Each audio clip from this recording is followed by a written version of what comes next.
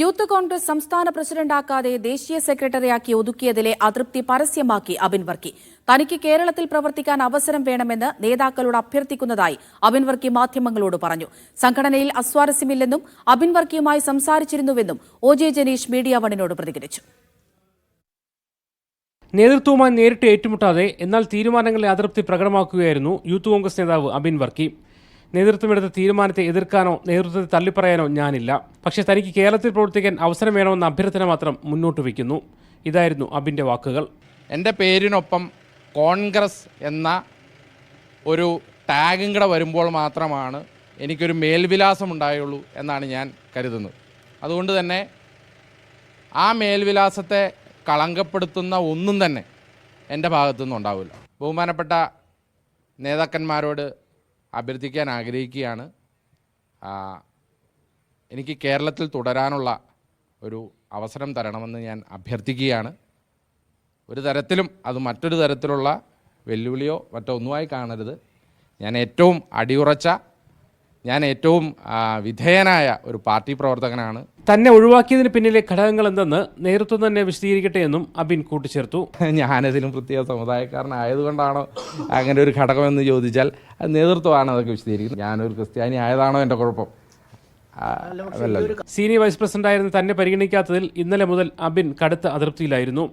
അതേസമയം സംഘടനയിൽ അസ്വാരസ്യമില്ലെന്ന് പുതുതായി തെരഞ്ഞെടുക്കപ്പെട്ട യൂത്ത് കോൺഗ്രസ് സംസ്ഥാന പ്രസിഡന്റ് ഒ.ജെ. ജനീഷ് മീഡിയ വണ്ണിനോട് പറഞ്ഞു. അങ്ങനെ ഒരു അസ്വാരസ്യമുള്ളതായിട്ട് എനിക്കിങ്ങനെ ഫീൽ ചെയ്തില്ല.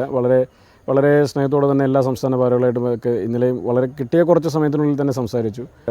ഞാൻ അങ്ങോട്ട് വിളിച്ചിരുന്നു, നമ്മൾ സംസാരിച്ചാണ്. പാർട്ടിക്കുള്ളിൽ ഗ്രൂപ്പില്ലെന്ന് കോൺഗ്രസ് നേതാവ് കെ മുരളീധരനും പാർട്ടി തീരുമാനമെടുത്താൽ അതെല്ലാവരും അംഗീകരിക്കണമെന്ന് പി.ജെ. കുര്യനും പ്രതികരിച്ചു. വിവിധ ബ്യൂറോകൾക്കൊപ്പം മീഡിയ വൺ കോഴിക്കോട്.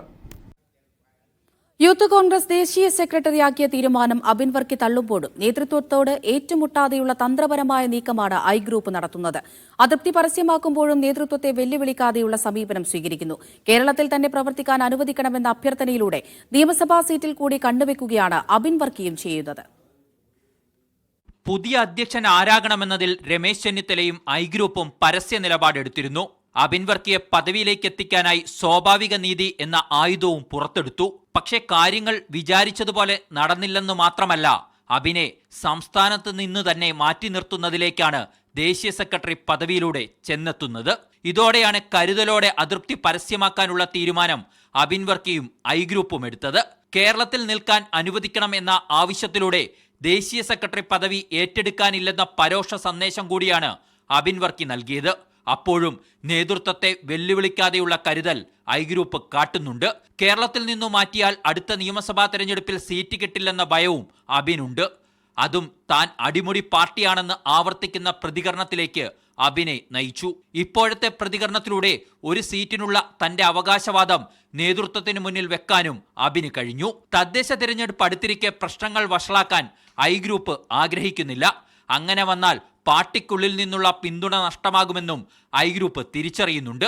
മുമ്പ് ഐ വിഭാഗത്തിനൊപ്പമായിരുന്ന ഒ.ജെ. ജനീഷിനെ പ്രസിഡന്റാക്കിയതും ഗ്രൂപ്പിന് തിരിച്ചടിയായി. കെ.സി. വേണുഗോപാൽ പക്ഷം കേരളത്തിൽ പിടിമുറുക്കുന്നതിന്റെ പ്രകടമായ ഉദാഹരണമായും ഇതിനെ ഐ ഗ്രൂപ്പ് കാണുന്നു. അതിനാൽ തന്നെ സാമുദായിക സമവാക്യത്തിന്റെ പേര് പറഞ്ഞ് രാഹുൽ ഗാന്ധി നടപ്പിലാക്കിയ തിരഞ്ഞെടുപ്പ് പ്രക്രിയ അട്ടിമറിക്കപ്പെട്ടുവെന്ന നിലപാടും ഐ ഗ്രൂപ്പ് ഉയർത്തുന്നുണ്ട്. എന്നാൽ ടി സിദ്ദീഖിനായി ഉമ്മൻചാണ്ടി നടത്തിയതുപോലുള്ള പോരാട്ടം നടത്താനുള്ള കരുത്തൊന്നും ഐ ഗ്രൂപ്പിനില്ല. മാത്രമല്ല, നിലവിലെ തീരുമാനത്തിൽ ഒരു മാറ്റവും ഗ്രൂപ്പ് പ്രതീക്ഷിക്കുന്നില്ല. അതും കടുത്ത നിലപാടെടുക്കുന്നതിൽ നിന്നും ഐ ഗ്രൂപ്പിനെ പിന്നോട്ട് വലിച്ചു. Media One, Thiruvananthapuram. അബിൻ വർക്കിയുടെ ആവശ്യത്തിൽ പ്രതികരണവുമായി KPCC. President Sunny Joseph.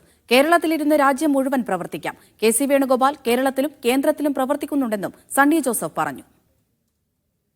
Abin Varkey ഒരു പരാതി പറയുന്നു, അദ്ദേഹത്തിന് കേരളത്തിൽ നിൽക്കാനാണ് താല്പര്യം. അദ്ദേഹത്തെ കേരളത്തിൽ നിർത്തുമോ? കേരളത്തിൽ നിന്നുകൊണ്ട് രാജ്യം മുഴുവൻ പ്രവർത്തിക്കാമല്ലോ, അതിനെന്താ കുഴപ്പം? കേരളത്തിൽ നിൽക്കട്ടെ, തീരുമാനത്തിൽ മാറ്റമില്ല.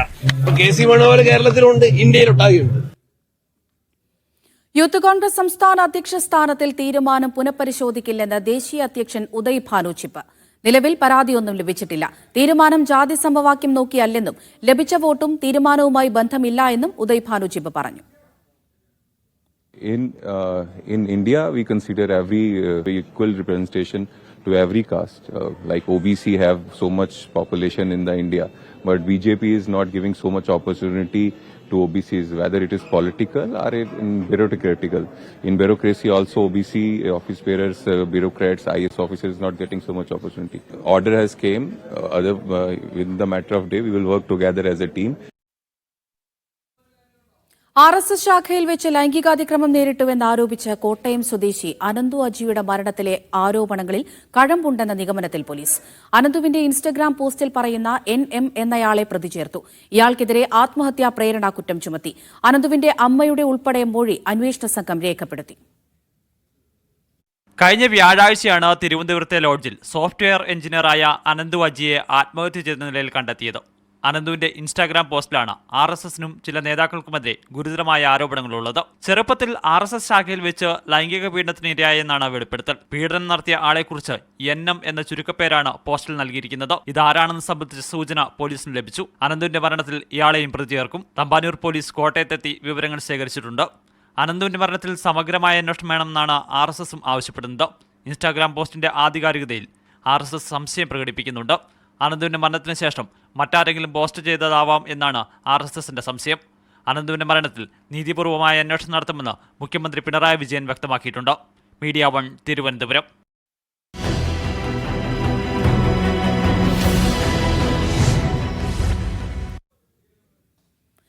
LDF ഘടകകക്ഷികളിലേക്ക് വലയെറിഞ്ഞ് UDF. മുന്നണി വിപുലീകരണം തെരഞ്ഞെടുപ്പിന് മുൻപെന്നും കേരള കോൺഗ്രസ് നേതാക്കളുമായി രഹസ്യ ചർച്ചകൾ ആരംഭിച്ചതായും UDF convener Adoor Prakash Media 1നോട് പറഞ്ഞു. CPI UDFന്റെ ഭാഗമാകണമെന്നാണ് ആഗ്രഹമെന്നും അവരുടെ ചില നേതാക്കളുമായി ആശയവിനിമയം നടത്തിയെന്നും അടൂർ പ്രകാശ് പ്രതികരിച്ചു. സഹകരിക്കാവുന്ന കക്ഷികളെ മുന്നണിയുമായി സഹകരിപ്പിക്കാമെന്ന് മുസ്ലിം ലീഗും പ്രതികരിച്ചു. തദ്ദേശ നിയമസഭാ തെരഞ്ഞെടുപ്പുകൾ പടിവാതിൽക്കിലെത്തി നിൽക്കെ രാഷ്ട്രീയ നീക്കങ്ങൾ സജീവമാക്കുകയാണ് UDF. ലക്ഷ്യം ഇടത് ചേരിയിലെ പ്രധാന പാർട്ടികളെന്ന് വ്യക്തം. മുന്നണി വിട്ടുപോയ കേരള കോൺഗ്രസിനെ UDF പാളയത്തിൽ എത്തിക്കുന്നതിനാണ് പ്രഥമ പരിഗണന. മധ്യ കേരളത്തിൽ നിർണായക ശക്തിയായ കേരള കോൺഗ്രസിനെ വിട്ടുവീഴ്ച ചെയ്തും ഒപ്പം ചേർക്കണമെന്ന് കഴിഞ്ഞ UDF യോഗത്തിലും നിർദ്ദേശമുയർന്നിരുന്നു. പിന്നാലെയാണ് കേരള കോൺഗ്രസുമായി രഹസ്യ ചർച്ചകൾ ആരംഭിച്ചെന്ന അടൂർ പ്രകാശിന്റെ വെളിപ്പെടുത്തൽ. അതൊക്കെ ഞങ്ങൾ രഹസ്യമായിട്ടുള്ള ചർച്ചകൾ, അതിപ്പോൾ എല്ലാം നിങ്ങളോട് ഇപ്പോൾ പറയാൻ പറ്റില്ല. അത് പറഞ്ഞു കഴിഞ്ഞാൽ അതിനകത്ത് പല ബുദ്ധിമുട്ടുകളും വരും എന്നുള്ളതുകൊണ്ട് ഞങ്ങൾ അത്തരം കാര്യങ്ങൾ ഇപ്പോൾ തുറന്നു പറയുന്നു. LDFലെ രണ്ടാമത്തെ കക്ഷിയായ CPIക്കും UDFിലേക്ക് ക്ഷണം. CPIയുടെ ചില നേതാക്കളുമായി ആശയവിനിമയം നടത്തിയെന്നും അടൂർ പ്രകാശ്. അവരും ഇത്തരത്തിൽ ഞങ്ങളോടൊപ്പം അനുകൂലമായി വരണം എന്നുള്ളതാണ് ഞങ്ങളുടെ അഭിപ്രായം. CPIയുടെ മുതിർന്ന നേതാക്കന്മാരുമായി ചർച്ച നടത്തി എന്ന് പറയുന്നില്ല, എന്നാലും ചില ആളുകളുമായി ഞങ്ങൾ ആശയവിനിമയം നടത്തിയിട്ടുണ്ട്. UDF കൺവീനറുടെ നീക്കങ്ങൾക്ക് മുസ്ലിം ലീഗിന്റെയും പിന്തുണ. സഹകരിക്കുന്ന കക്ഷികളെ സഹകരിപ്പിക്കാമെന്ന് ലീഗ് ജനറൽ സെക്രട്ടറി PMA സലാം. കോൺഗ്രസ് ആണ് ഈ മുന്നണിയെ നയിക്കുന്നത്. ഇതിന്റെ ചെയർമാൻ കോൺഗ്രസ് ആണ്, കൺവീനറും കോൺഗ്രസ് ആണ്. അപ്പോൾ UDFനെ നയിക്കുന്ന കക്ഷി എന്ന നിലക്ക് കോൺഗ്രസ് ഇത് ചെയ്തിട്ടുണ്ടോ ഇല്ലയോ എന്ന് ഞങ്ങൾ അറിഞ്ഞുകൂടാ. ഏതായിരുന്നാലും UDFന്റെ അടിത്തറ വിപുലമാക്കുന്ന കാര്യത്തിൽ എല്ലാവർക്കും ഉത്തരവാദിത്വമുണ്ട്. UDFൽ ഈ കാര്യം റിപ്പോർട്ട് ചെയ്തിട്ടില്ല, അതുകൊണ്ട് തന്നെ ഞങ്ങൾ അറിഞ്ഞിട്ടില്ല. CK ജാനുവിനെ UDFിലെടുക്കാൻ ധാരണയായെന്ന വാർത്തകൾ കൺവീനർ നിഷേധിച്ചു. ജാനു ഇതുവരെ അത്തരമൊരു ആവശ്യവുമായി സമീപിച്ചിട്ടില്ലെന്നും സമീപിച്ചാൽ അക്കാര്യം ആലോചിക്കാമെന്നും അടൂർ പ്രകാശ് പറഞ്ഞു. മീഡിയ 1 തിരുവനന്തപുരം. പതിറ്റാണ്ടുകളായി ഘടകകക്ഷി മത്സരിക്കുന്ന കുട്ടനാട് സീറ്റ് ഇനി വിട്ടുനൽകണമെന്ന ആവശ്യവുമായി കോൺഗ്രസ്. ഇനിയൊരു പരീക്ഷണത്തിന് നിൽക്കാൻ കഴിയില്ലെന്നും ആരെയെങ്കിലും വെച്ച് തന്നാൽ അവരെ ചുമക്കാനുള്ള ചുമട്ടുകാരല്ല തങ്ങളെന്നും കോൺഗ്രസ് നേതാവ് അനിൽ ബോസ് പറഞ്ഞു. കുട്ടനാട് സീറ്റ് ലഭിക്കണമെന്നത് മുഴുവൻ മണ്ഡലത്തിലെ കോൺഗ്രസ് കമ്മിറ്റികളുടെയും പൊതുവികാരമാണ്. പണം കൊടുത്ത് ആളെ ഇറക്കി മത്സരിപ്പിക്കാനുള്ള സീറ്റല്ല കുട്ടനാടെന്നും കേരള കോൺഗ്രസ് ജോസഫ് ഗ്രൂപ്പിനെ ഉന്നമിട്ട് അനിൽ ബോസ്. എല്ലാ നേതാക്കൾക്കും വലിയ ബോധ്യമുള്ള കാര്യമാണ്. നിർബന്ധമായും കുട്ടനാട് നമുക്കിത് ഏറ്റെടുക്കണം, കൈപ്പത്തി ചിഹ്നത്തിൽ ഒരു സ്ഥാനാർത്ഥി മത്സരിക്കണം എന്നുള്ളത്. കോൺഗ്രസ് ഒരു തവണ മാത്രമാണ് KSU സംസ്ഥാന പ്രസിഡന്റ് വന്ന് മത്സരിച്ചത്. ഒരു നല്ല ഫൈറ്റ് കാഴ്ചവെക്കണമെങ്കിൽ, നല്ല ഒരു ജയമുണ്ടാകണമെങ്കിൽ കോൺഗ്രസ് ഉണർന്നെഴുന്നേറ്റ് പ്രവർത്തിക്കണം.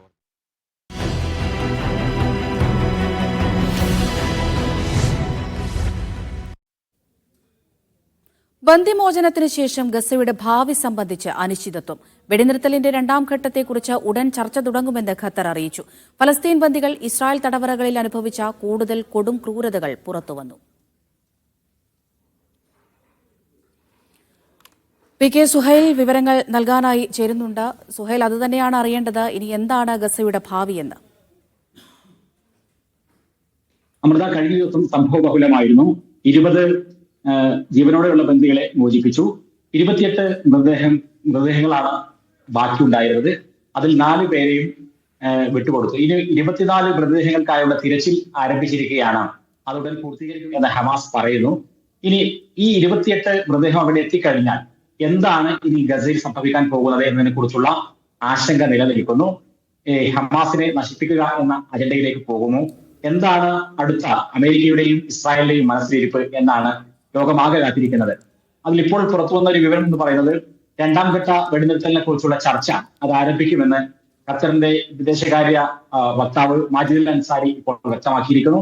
അതെവിടെയായിരിക്കും, എങ്ങനെയായിരിക്കും എന്നതിന്റെ വിശദാംശങ്ങളെല്ലാം ഇനിയും അറിയാനിരിക്കുന്നതേ ഉള്ളൂ. ഗസയിലേക്ക് വരികയാണെങ്കിൽ അവിടെ കഴിഞ്ഞ ദിവസം എത്തിയ ആയിരക്കണക്കിന് ഫലസ്തീനി ബന്ദികളുണ്ട്. അവർ അനുഭവിച്ച കൊടും ക്രൂരതകളുടെ വാക്കുകൾ കേട്ട് ലോകം ഞെട്ടിപ്പോവുകയാണ്. കാരണം അത്രയും വലിയ ക്രൂര പീഡനങ്ങളാണ് ജയിൽ അറകളിൽ ഇസ്രായേൽ അവർക്ക് നൽകിയത് എന്നാണ് പറയുന്നത്. പല ആളുകൾക്കും ഭക്ഷണം കൊടുക്കാതെ മാസങ്ങളോളം പാർപ്പിക്കുന്ന സാഹചര്യം. അതേപോലെ തന്നെ പല ആളുകളുടെയും ആന്തരിക അവയവങ്ങൾ വരെ തകർന്നു പോയിട്ടുണ്ട്. പല ആളുകൾക്കും പലതരത്തിലുള്ള രോഗങ്ങൾ അനുഭവിച്ചതായിരുന്നു, പക്ഷെ അവർക്ക് ചികിത്സ നൽകിയില്ല. പിന്നെ പല ആളുകൾ ഈ ജയിലറകൾക്കുള്ളിൽ കൊല്ലപ്പെട്ടിട്ടുണ്ട് എന്നുള്ള വാർത്തകൾ കൂടി സഹതടവുകാരായിട്ടുള്ള ആളുകൾ പറയുന്നു. ഈ കഴിഞ്ഞ 2 വർഷത്തിനിടയിൽ നഷ്ടപ്പെട്ടു പോയ ഒരുപാട് ആളുകൾ അവർ തിരിച്ചു വരും എന്നുള്ള പ്രതീക്ഷയിലായിരുന്നു മാതാപിതാക്കളടക്കം കഴിഞ്ഞിരുന്നത്. പക്ഷെ തങ്ങളുടെ കുട്ടികൾ തിരിച്ചു വന്നില്ല. ഇപ്പോൾ ഈ വന്ന 1700 പേരിലും അവരുടെ മക്കളില്ല എന്ന് തിരിച്ചറിയുമ്പോൾ ഉണ്ടാവുന്ന രോദനം, ഇങ്ങനെയൊക്കെയുള്ള വലിയ പ്രതിസന്ധിയിലേക്കാണ് ഈ ഒരു വെടിനിർത്തലിന് ശേഷമുണ്ടായ സമയത്ത് പോലും ഗസക്കാർ വരുന്നത്. ആശ്വാസകരമായ ഒരു കാര്യം എന്ന് പറയുന്നത് വെള്ളവും ഭക്ഷണവും ഒക്കെ അടങ്ങിയിട്ടുള്ള ട്രക്കുകൾ കൂടുതലായി ഗസയിലേക്ക് എത്തുന്നു എന്നുള്ളത് തന്നെയാണ്. പി കെ സുഹൈലാണ് വിവരങ്ങൾ നൽകിയത്.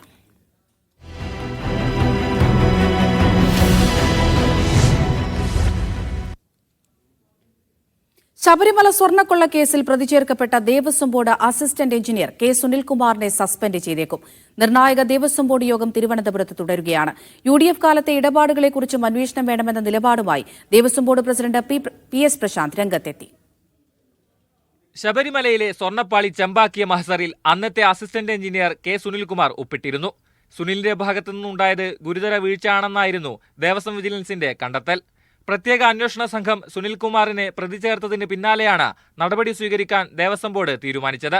സസ്പെൻഷൻ ഉടൻ ഉണ്ടാകുമെന്നാണ് സൂചന. വിരമിച്ച ഉദ്യോഗസ്ഥർക്കെതിരെ സ്വീകരിക്കേണ്ട നടപടികളെക്കുറിച്ചും ബോർഡ് യോഗം ചർച്ച ചെയ്യുകയാണ്.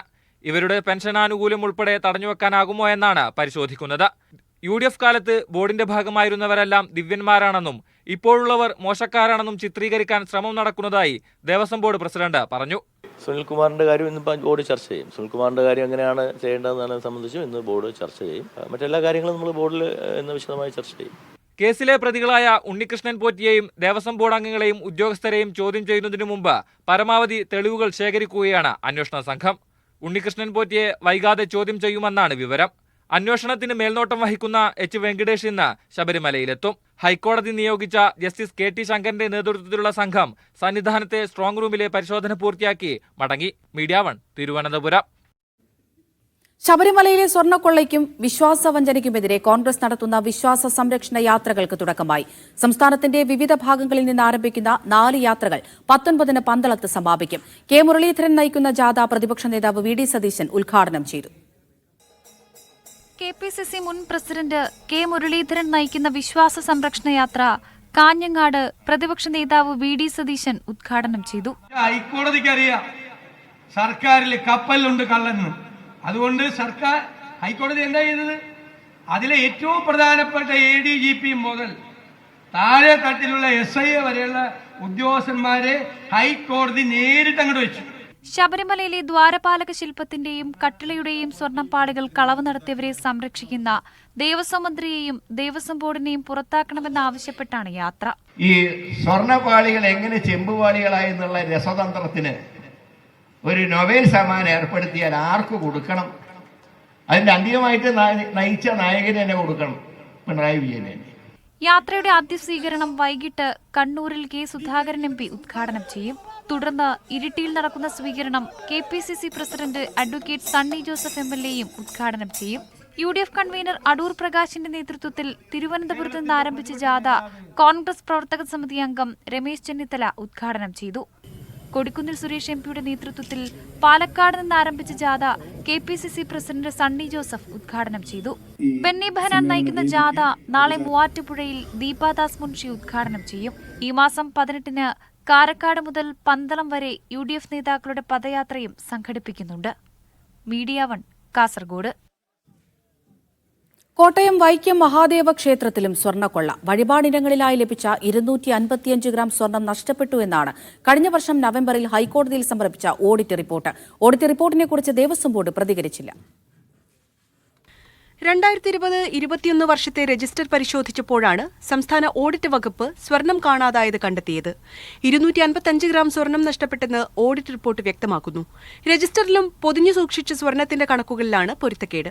വഴിപാടിനങ്ങളിൽ ലഭിക്കുന്ന സ്വർണം തിരുവാഭരണം രജിസ്റ്ററിൽ രേഖപ്പെടുത്തിയ ശേഷം മുദ്രപ്പൊതി എന്നെഴുതി പൊതികളായാണ് സ്ട്രോങ് റൂമിൽ സൂക്ഷിക്കുക.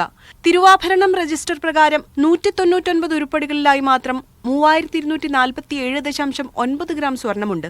എന്നാൽ പരിശോധനയിൽ 2992.07 ഗ്രാം സ്വർണം മാത്രമേ കണ്ടെത്താൻ കഴിഞ്ഞുള്ളൂ. ഇതുപ്രകാരം 255.83 ഗ്രാം സ്വർണം കാണാനില്ലെന്നാണ് ഓഡിറ്റ് റിപ്പോർട്ട്.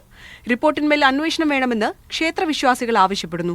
അതേസമയം ഗൌരവത്തിലുള്ള ഓഡിറ്റ് റിപ്പോർട്ടിന്മേൽ ദേവസ്വം അധികൃതർ മൗനം തുടരുകയാണ്. മീഡിയ 1 കോട്ടയം.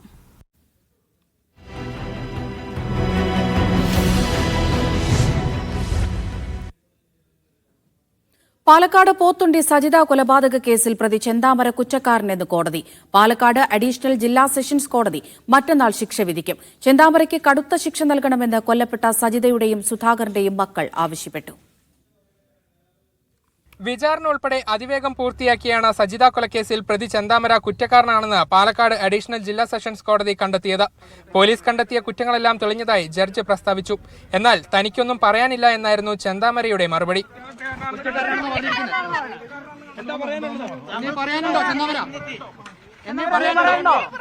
2019 ഓഗസ്റ്റ് 31-നായിരുന്നു നെന്മാറ പോത്തുണ്ടി ബോയൻ നഗർ സ്വദേശിനി സജിതയെ ചെന്താമര കൊലപ്പെടുത്തുന്നത്. വീട്ടിൽ കയറി ആയുധം ഉപയോഗിച്ച് ഇയാൾ സജിതയെ ആക്രമിക്കുകയായിരുന്നു. പിന്നീട് പിടിയിലായ ചെന്താമര വിചാരണ തടവുകാരനായിരിക്കെ ജാമ്യത്തിലിറങ്ങിയാണ് ഇരട്ടക്കൊലപാതകം നടത്തിയത്. 2020 പോലീസ് സജിത കൊലപാതക കേസിൽ കുറ്റപത്രം സമർപ്പിച്ചിരുന്നു. കേസിൽ 44 പേരെ പ്രോസിക്യൂഷൻ വിസ്തരിച്ചു. ശാസ്ത്രീയ തെളിവുകളാണ് കേസിൽ നിർണായകമായത്. ഈ കേസിൽ സർക്കംസ്റ്റൻഷ്യൽ എവിഡൻസും ഫുട് പ്രിൻറ്റും സയൻറ്റിഫിക് എവിഡൻസും കൺഫെഷൻ സ്റ്റേറ്റ്മെൻറ്റ്സും എക്സ്ട്രാ ജുഡീഷ്യൽ കൺഫെഷനും എല്ലാം ഈ കേസിൽ വളരെ പ്രാധാന്യമായിട്ട് കോടതി കണ്ടത്. ചെന്താമരയ്ക്ക് കടുത്ത ശിക്ഷ ലഭിക്കുമെന്ന് പ്രതീക്ഷിക്കുന്നതായി കൊല്ലപ്പെട്ട സജിതയുടെയും സുധാകരന്റെയും മക്കൾ പറഞ്ഞു. നമുക്ക് 16-ാം തീയതിയല്ലേ അറിയുള്ളൂ ശിക്ഷ എന്താ കിട്ടുന്നത്. അതായത് കൊലപാതക കുറ്റം, തെളിവ് നശിപ്പിക്കൽ ഉൾപ്പെടെ എല്ലാം അതിനിടെ ചെന്താമരയെ ഭയന്ന കേസിലെ പ്രധാന സാക്ഷിയായ പോത്തുണ്ടി സ്വദേശിനി പുഷ്പ തമിഴ്നാട്ടിലേക്ക് താമസം മാറ്റി. മറ്റന്നാളാണ് സജിത കൊലപാതക കേസിൽ ശിക്ഷാവിധി. മീഡിയ 1 പാലക്കാട്. KPCC പരിപാടിയിൽ പങ്കെടുത്തതിന് പിന്നാലെയുള്ള സൈബർ ആക്രമണത്തിൽ സലാം MLAയെ ലക്ഷ്യമിട്ട് G. സുധാകരൻ. തനിക്കെതിരെ നിഷ്കൃഷ്ടമായ ഭാഷയിലാണ് സൈബർ ആക്രമണം നടക്കുന്നത്. അമ്പലപ്പുഴ മണ്ഡലത്തിലെ ഒരു ജനപ്രതിനിധിയുടെ നേതൃത്വത്തിലാണിത്. SFI, DYFI നേതാക്കൾ ഇതിനെ പ്രോത്സാഹിപ്പിക്കുകയാണെന്നും G. സുധാകരൻ തുറന്നടിച്ചു. ചരിത്രബോധവും പ്രത്യയശാസ്ത്രബോധവുമില്ലാതെ ചീത്ത പറയുകയാണ് തന്നെ. രക്തസാക്ഷിയായ തന്റെ സഹോദരനെയും മരണപ്പെട്ട തന്റെ അച്ഛനെയും അപമാനിക്കുന്നു. ഇതിനു പിന്നിൽ ആരാണെന്ന് വ്യക്തമാണ്. വിശേഷിച്ച് അടുത്ത കാലത്താണ്. മുമ്പൊരിക്കലൊരു ഉദാഹരണമൊക്കെ ഉണ്ടെങ്കിൽ അങ്ങ് നിന്നു. ഇതിനെല്ലാം നേതൃത്വം കൊടുക്കുന്ന ആൾ ഈ പാർട്ടിയിൽ അവസാനം നിൽക്കാൻ സാധ്യതയില്ല. നിൽക്കാനൊക്കെ തന്നെ ഇതിനകത്ത് ഇതിങ്ങനെ ഇപ്പോൾ ആരും ഒന്നും ചോദിക്കാൻ പറയുകയും ചെയ്യത്തില്ല. ഇന്നാലാന്ന് എല്ലാവർക്കും അറിയാം. ഒരു സെറ്റുണ്ട്, അതൊക്കെ അറിയാമെങ്കിലും ഞാൻ പോലും അത് പിൻ പോയിന്റ് ചെയ്ത് പറയുന്നില്ലല്ലോ ആരും ഇന്നാലാണെന്ന്. എല്ലാവർക്കും അറിയാം. ജില്ലാ കമ്മിറ്റി അംഗം KK ഷാജു അടക്കം തന്നെ അധിക്ഷേപിച്ചതിൽ നേതൃത്വം സമാധാനം പറയണമെന്നും സുധാകരൻ പറഞ്ഞു. എല്ലാം ചൂണ്ടിക്കാട്ടി ജില്ലാ നേതൃത്വത്തോട് കാര്യങ്ങൾ പറഞ്ഞിട്ടുണ്ട്. അവർക്ക് വേണമെങ്കിൽ നടപടിയെടുക്കട്ടെ. ഇപ്പോൾ മനസ്സിലായി, ഞങ്ങളാരും പാർട്ടിയിൽ ചേർന്ന കാലത്തെയും പ്രവർത്തിച്ച കാലത്തെയും ഒരു സ്ഥിതിയല്ല ഇപ്പോഴത്തെ ആലപ്പുഴ പാർട്ടിയിലെ കാര്യമാണ്. അപ്പോൾ അതിന് സമാധാനം പറയേണ്ടത് ഇവിടുന്ന് പോയി നിൽക്കുന്ന ഈ സ്റ്റേറ്റ് കമ്മിറ്റി ലീഡേഴ്സും ഈ ജില്ലാ നേതൃത്വമാണ്. നേരത്തെയും സൈബർ ആക്രമണത്തിനെതിരെ പാർട്ടിക്കും പോലീസിനും G. സുധാകരൻ പരാതി നൽകിയിരുന്നു. എന്നാൽ കർശന നടപടിയെടുക്കാത്തതാണ് സുധാകരനെ ഇപ്പോൾ ചൊടിപ്പിച്ചത്. മീഡിയ 1 ആലപ്പുഴ. മുനമ്പം കേസിൽ ഹൈക്കോടതി വിധി ചർച്ച ചെയ്യാനായി വഖഫ് ബോർഡ് പ്രത്യേക യോഗം ചേരും. തുടർ നിയമ പോരാട്ട സാധുത പരിശോധിക്കും. നിയമവിദഗ്ധരുടെ അഭിപ്രായം തേടിയെന്നും വഖഫ് ബോർഡ് ചെയർമാൻ MK സക്കീർ പറഞ്ഞു. വഖഫ് ട്രിബ്യൂണൽ നിലനിൽക്കുന്നതാണ് ഒരേ സമയം. അപ്പോൾ അതുകൊണ്ട് തന്നെ വഖഫ് ബോർഡും കൂടി ഇതിന് കക്ഷിയായതുകൊണ്ട് കോഴിക്കോട് പേരാമ്പ്രയിൽ ഷാഫി പറമ്പിലിനെതിരായ പോലീസ് നടപടി ഗതി തിരിച്ചുവിടാൻ ശ്രമം നടക്കുന്നുണ്ടെന്ന് DCC president Praveen Kumar. Police കൊണ്ടുവന്നതല്ലാത്ത സ്ഫോടക വസ്തു സ്ഥലത്തുണ്ടായിരുന്നോ എന്ന് തെളിയിക്കണം. സംഭവം നടന്ന് 3-ാം ദിനത്തിലാണ് CPM ഈ ആരോപണം ഉന്നയിക്കുന്നത്. CPM തിരക്കഥയിൽ പോലീസ് അഭിനയിക്കുകയാണെന്നും പ്രവീൺ കുമാർ ആരോപിച്ചു. കുന്നംകുളം മുൻ MLAയും CPM നേതാവുമായ ബാബു M പാലിശ്ശേരി അന്തരിച്ചു. 67 വയസ്സായിരുന്നു. പാർക്കിൻസൺ രോഗത്തെ തുടർന്ന് ചികിത്സയിലിരിക്കെയാണ് മരണം. നടരാജ് പരശുറാം വിവരങ്ങൾ നൽകാനായി ചേരുന്നുണ്ട്. നടരാജ്, അസുഖബാധിതനായി ഏറെ നാളുകളായി ചികിത്സയിലായിരുന്നു എന്നാണ് മനസ്സിലാക്കുന്നത്. എപ്പോഴായിരുന്നു അന്ത്യം? അല്പസമയം മുമ്പ് കുന്നംകുളത്തെ യൂണിറ്റി ആശുപത്രിയിൽ വെച്ചായിരുന്നു ബാബു M പാലിശ്ശേരിയുടെ അന്ത്യം. 67 വയസ്സായിരുന്നു. തൃശൂർ ജില്ലയിൽ CPMന്റെ പ്രമുഖ നേതാവായിരുന്നു ബാബു M പാലിശ്ശേരി. 2006-ലും 2011-ലും കുന്നംകുളത്ത് അദ്ദേഹമാണ് CPMന് വേണ്ടി വിജയിച്ചത്. പിന്നീട് അദ്ദേഹത്തിന്റെ പിൻഗാമിയാണ് AC മൊയ്തീനൊക്കെ കുന്നംകുളത്ത് ജയിച്ചു വന്നത്.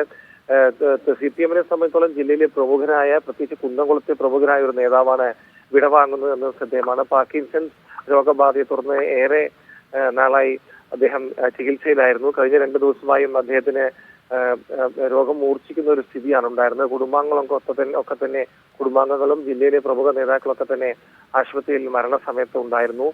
CPMന്റെ ജില്ലാ സെക്രട്ടേറിയറ്റ് അംഗമായി അദ്ദേഹം തുടരുകയായിരുന്നു.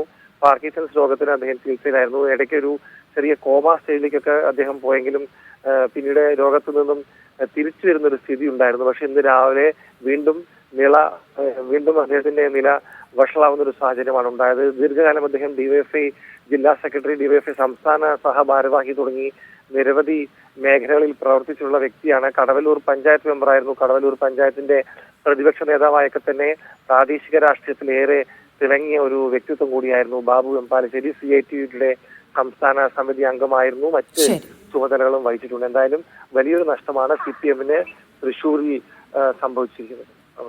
നടരാജ് പരശുറാമാണ് വിവരങ്ങൾ നൽകിയത്. സ്വർണ്ണവില കുറഞ്ഞു. ഗ്രാമിന് 150 രൂപ കുറഞ്ഞ് 11,648 രൂപയിലെത്തി. പവൻ 1,200 രൂപ കുറഞ്ഞ് 93,160 രൂപയാണ് ഇന്നത്തെ വില. രാവിലെ സ്വർണ്ണവില പവന് 2,400 രൂപ കൂടി 94,360 രൂപയിലെത്തിയിരുന്നു.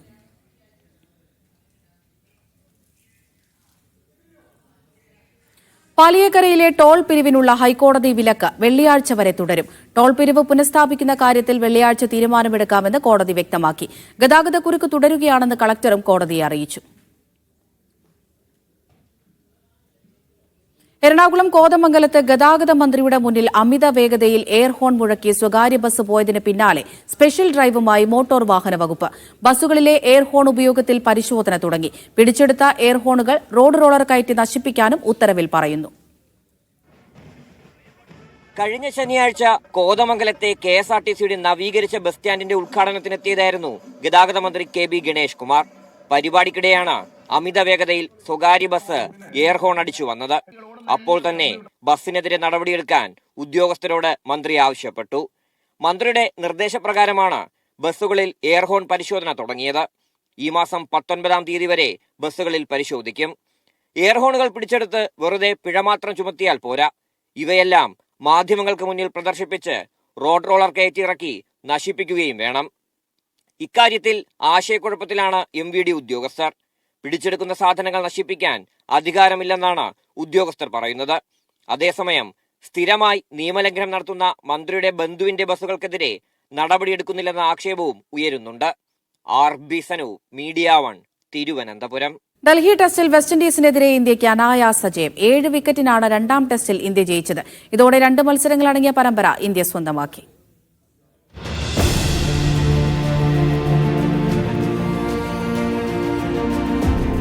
ആദ്യ ടെസ്റ്റിൽ തകർന്ന് തരിപ്പണമായ വെസ്റ്റ് ഇൻഡീസ് ഡൽഹിയിലെ 2ാം ടെസ്റ്റിൽ പൊരുതാനുറച്ചാണ് ഇറങ്ങിയത്. പക്ഷേ ഇന്ത്യക്ക് മുന്നിൽ വീണ്ടും വീഴാനായിരുന്നു വിധി. 1994-ന് ശേഷം സ്വന്തം മണ്ണിൽ വെസ്റ്റ് ഇൻഡീസിനോട് തോറ്റിട്ടില്ല എന്ന നേട്ടം ഇന്ത്യ തുടർന്നു. നായകൻ എന്ന നിലയിൽ ശുഭ്മൻ ഗില്ലിന്റെ കന്നിക്കിരീടമാണ് വിൻഡീസിനെതിരെയുള്ള പരമ്പര നേട്ടം. വിൻഡീസ് ഉയർത്തിയ 121 റൺസ് വിജയലക്ഷ്യം ഇന്ത്യ 3 വിക്കറ്റ് നഷ്ടത്തിൽ മറികടന്നു. KL രാഹുൽ അർദ്ധ സെഞ്ചുറി നേടി. അവസാന ദിനം കളിക്കാനിറങ്ങുമ്പോൾ 58 റൺസായിരുന്നു ഇന്ത്യക്ക് വിജയിക്കാൻ വേണ്ടിയിരുന്നത്. ഒരു വിക്കറ്റ് നഷ്ടത്തിൽ 63 റൺസ് എന്ന നിലയിലാണ് ഇന്ത്യ ബാറ്റിംഗ് ആരംഭിച്ചത്. 5-ാം ദിനം ഇന്ത്യക്ക് സായ് സുദർശനെയാണ് ആദ്യം നഷ്ടമായത്. 39 റൺസ് എടുത്ത സായ് റോഷൻ ചേസിന്റെ പന്തിലാണ് പുറത്തായത്. പിന്നീട് ക്രീസിലെത്തിയ ക്യാപ്റ്റൻ ശുഭ്മൻ ഗില്ലിനെയും ഇന്ത്യക്ക് നഷ്ടമായി. ഇന്ത്യ 1-ാം ഇന്നിംഗ്സിൽ 5-ന് 518 എന്ന നിലയിൽ ഡിക്ലെയർ ചെയ്തിരുന്നു. മറുപടി ബാറ്റിംഗിൽ 248 റൺസാണ് വിൻഡീസ് നേടിയത്. 2-ാം ഇന്നിംഗ്സിൽ വെസ്റ്റ് ഇൻഡീസ് 390 റൺസ് നേടി. 2 ഇന്നിംഗ്സിലുമായി 8 വിക്കറ്റ് വീഴ്ത്തിയ കുൽദീപ് യാദവാണ് കളിയിലെ താരം. രവീന്ദ്ര ജഡേജയാണ് player of the series. Sports desk, Media 1. Asian Cup football യോഗ്യതാ മത്സരത്തിൽ ഇന്ത്യ ഇന്ന് സിംഗപ്പൂരിനെ നേരിടും. ഗോവ പാറ്റോഡ സ്റ്റേഡിയത്തിൽ രാത്രി 7:30 മത്സരം. സിംഗപ്പൂരിൽ കഴിഞ്ഞ ദിവസം നടന്ന ആദ്യപാദ മത്സരത്തിൽ ഇരു ടീമുകളും ഓരോ ഗോൾ വീതമടിച്ച് സമനിലയിൽ പിരിഞ്ഞിരുന്നു. അവസാന നിമിഷം റഹീം അലിയിലൂടെ ഗോൾ നേടിയാണ് ഇന്ത്യ അന്ന് സമനില കണ്ടെത്തിയത്.